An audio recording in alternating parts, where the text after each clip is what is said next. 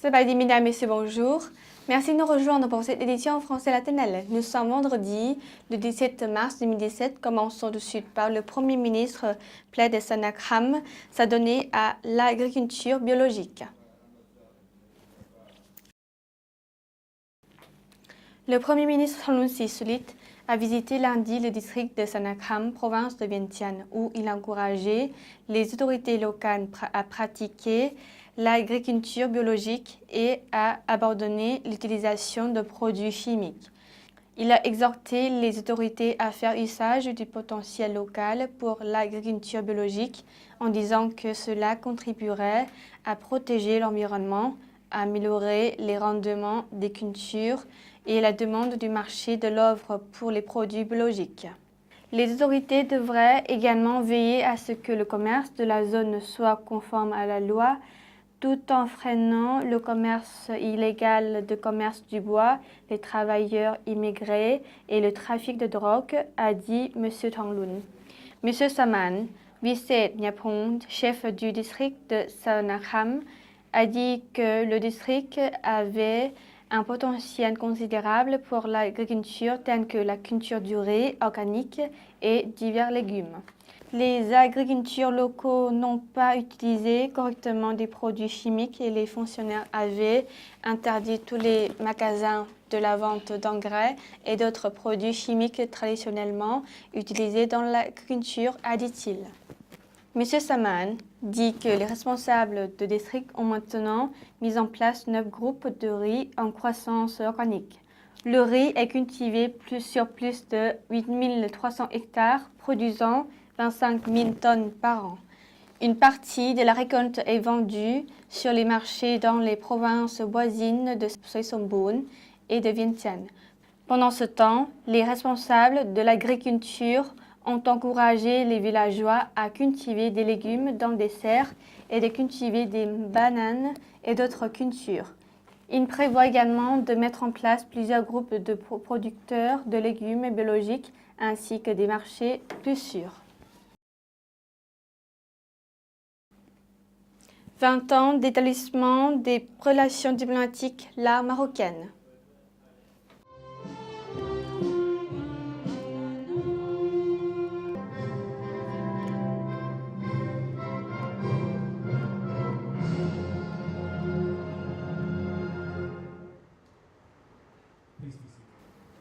Le ministère des Affaires étrangères, en collaboration avec l'ambassade du Maroc, a célébré le 14 mars 2017 à Vientiane le 20e anniversaire de l'établissement des relations diplomatiques entre la RDP-Lao et le Royaume du Maroc.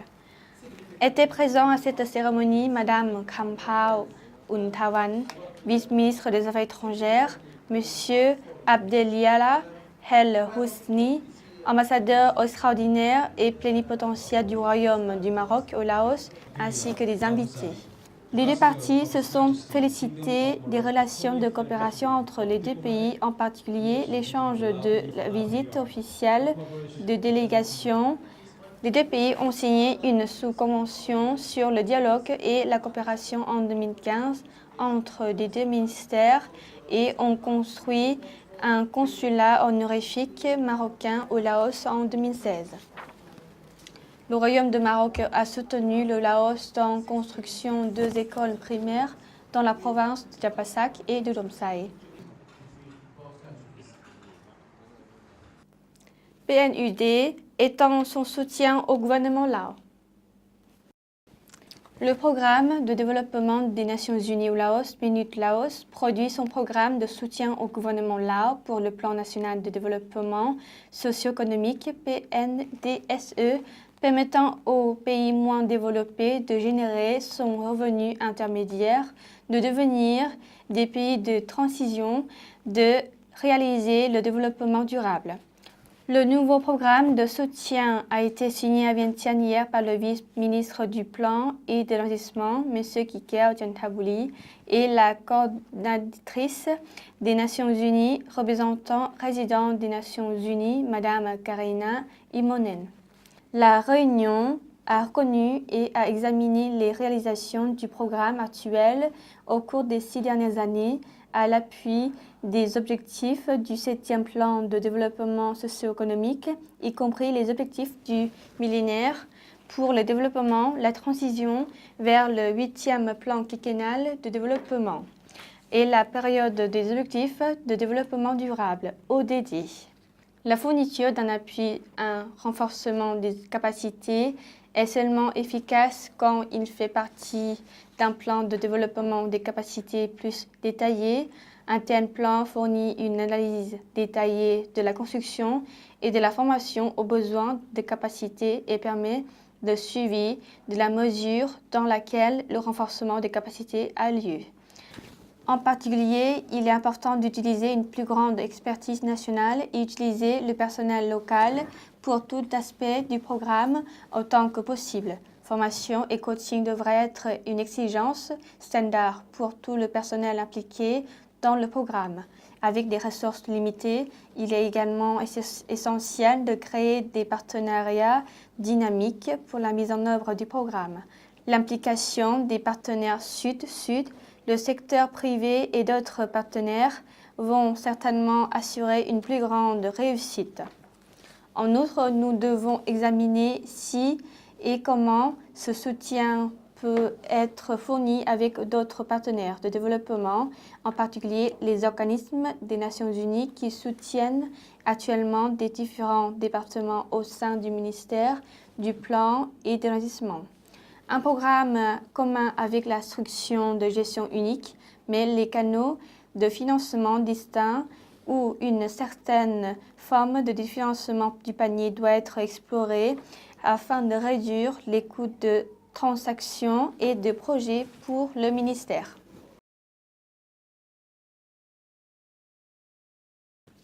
Le Laos met l'accent sur les projets des transports urbains durables dans la capitale. Le gouvernement laos se concentre sur la mise en œuvre du projet de transport écologiquement viable à Vientiane pour atteindre les objectifs de développement durable dans la capitale. Le projet est pris en charge par le gouvernement, les partenaires au développement et les organisations internationales, a déclaré M. Buntha Onnawong, directeur général adjoint, ministère des Transports, ministère des Travaux publics et des Transports. Il a dit que c'est un projet transport en commun, y compris le parking, gestion de la circulation et l'unité de gestion des transports urbains afin de réduire la pollution dans la capitale Vientiane. Le projet de transport urbain durable contribuera à créer un environnement de trafic plus convivial pour de meilleurs services de transport en commun pour les habitants de Vientiane. Les hauts fonctionnaires du gouvernement, les gouverneurs de la ville, des décideurs et des experts ont discuté des questions importantes pour aider les pays membres à atteindre les objectifs de développement durable ODD en 2030 lors du 10e Forum régional des transports écologiquement viables en Asie, tenu à Vientiane mercredi. L'ASEAN fait pression pour le renforcement de la biosécurité. Les États membres de l'ASEAN vont travailler à accroître la coopération pour renforcer les capacités en biosécurité pour les techniciens de laboratoire et de l'hôpital. Ils ont fait la déclaration à la MPE, Forum Programme de Partenariat Mondial ASEAN-Canada, qui a eu lieu à Vientiane le 15 mars. Le forum a été soutenu par Global Partnership Canada.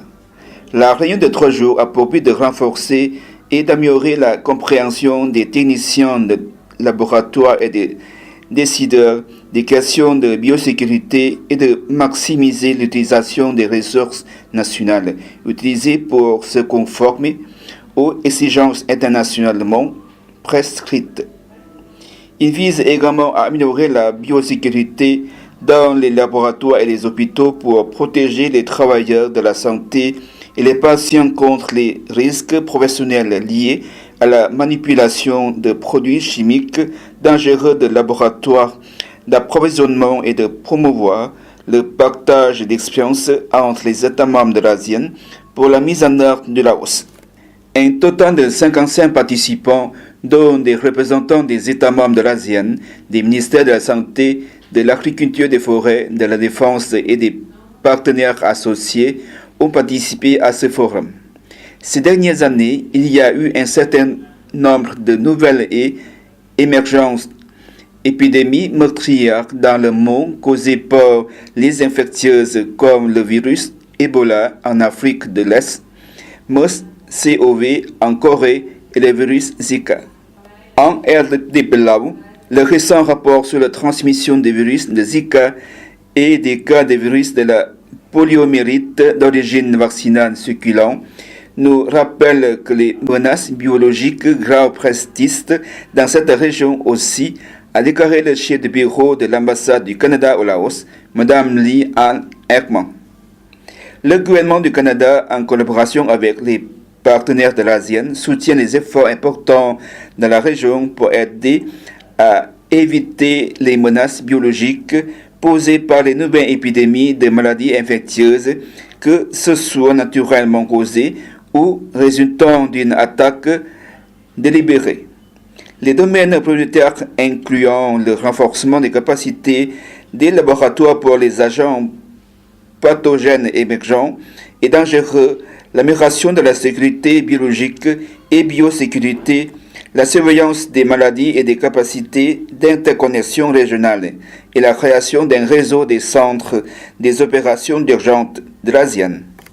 Le Forum sur le renforcement de la sécurité biologique et biosécurité fait partie de l'engagement du Canada à l'ordre du jour de sécurité sanitaire mondiale, biosécurité et biosécurité et les efforts visant à atténuer les menaces biologiques dans la région de l'ASEAN.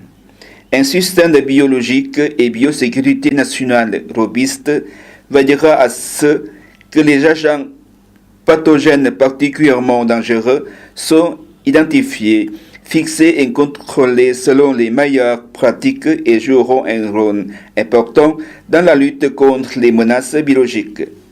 À cet égard, je crois que ce forum sera une occasion précieuse de partager les meilleures pratiques et expériences pour améliorer les capacités de biosécurité nationale et régionale et de la biosécurité pour prévenir, détecter et répondre rapidement aux menaces biologiques posées par des agents pathogènes à haute conséquence en Asie du Sud-Est, a déclaré Mme Ekman. Le département de français de la Faculté des lettres de l'Université nationale du Laos organise la 4e édition du jeu interclasse pour accueillir la fête de la francophonie qui s'est tenue chaque année le 20 mars. Reportage. La 4e édition du jeu interclasse pour les étudiants du département de français a eu lieu le 15 mars 2017 à l'Université nationale du Laos, campus Dongdo à Vientiane. Cet événement a été inauguré par M. Posaité Bilaivon, vice-doyen de la faculté de lettres, en présence de M. Jérôme Carougeau, attaché de coopération linguistique et éducative auprès de l'ambassade de France au Laos, de Mme Julie Rousseau, responsable de l'antenne de l'Agence universitaire de la francophonie à Vientiane, des chefs et chefs adjoints, des enseignants et des étudiants du département de français. Aujourd'hui, nous organisons la 4e édition des Jeux interclasses des étudiants du département de français.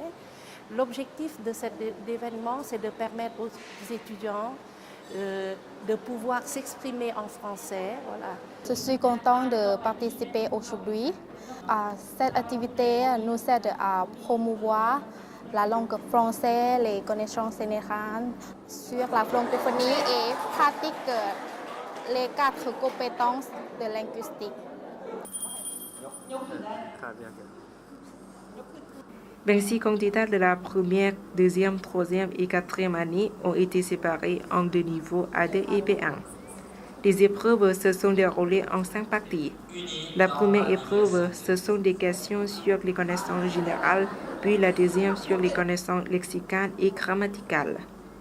Pour la troisième épreuve, elle s'est effectuée sur la compréhension écrite, ensuite pour la quatrième sur la compréhension orale et pour le final, les 3 finalistes ont passé sous forme de la production orale.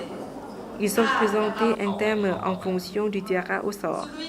Cette compétition est un projet annuel de l'Académie de la Faculté de Lettres et du département de français de l'Université nationale du Laos. Voilà, c'est la fin de cette édition. Toute l'équipe vous remercie pour votre fidélité. Pour voir ou revoir nos reportages, rendez-vous sur la page internet du Jeune Français Latinelle. Au revoir.